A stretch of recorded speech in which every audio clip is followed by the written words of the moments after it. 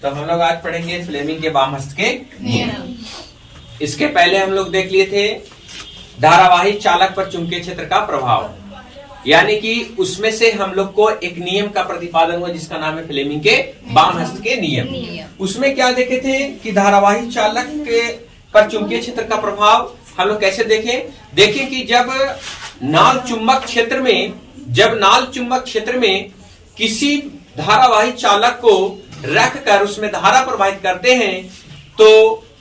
क्षेत्र जो चुंबक होता है वह अपना प्रभाव भी धारा पर दिखलाता है, और धारा जो होता है यानी चालक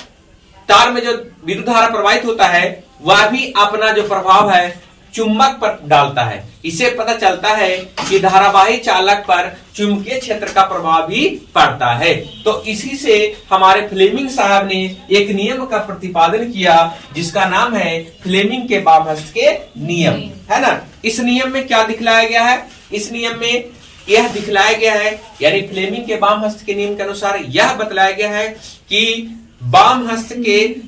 है ना 3 अंगुलियां लंबवत इस प्रकार फैलाते हैं कि तर्जनी चुंबकीय क्षेत्र, मध्यमा विद्युत धारा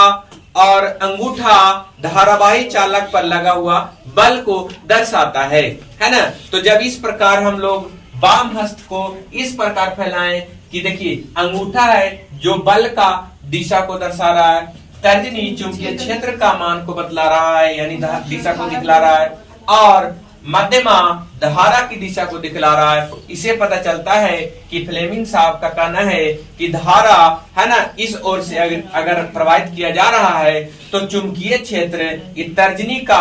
जो है ना अंकित कर रहा है इस तरह से चारों ओर, और उस पर लगे बल अंगूठा प्रदर्शित कर रहा है। तो इस नियम को हम लोग है ना कितना सिंपल से पढ़ लिए कि फ्लेमिंग के वाम हस्त का नियम क्या है, फ्लेमिंग्स लेफ्ट हैंड रूल्स।